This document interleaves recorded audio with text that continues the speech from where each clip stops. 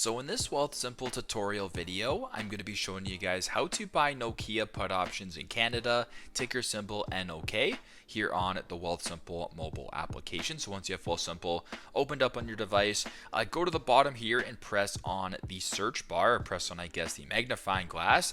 Then go to the top and press on the search bar. As I mentioned before, type in ticker symbol NOK for Nokia. So as you can tell, Nokia Corporation is the only option that appears. Go ahead and press on that.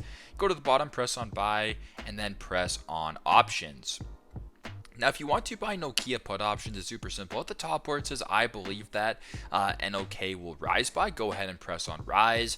Go to the bottom and press on put. For put option, this should now change it to where it says NOK will fall by. And if you want to change the expiry date, go to the top, press on September 29th for me. Then you can change the expiry date to whatever date you wish.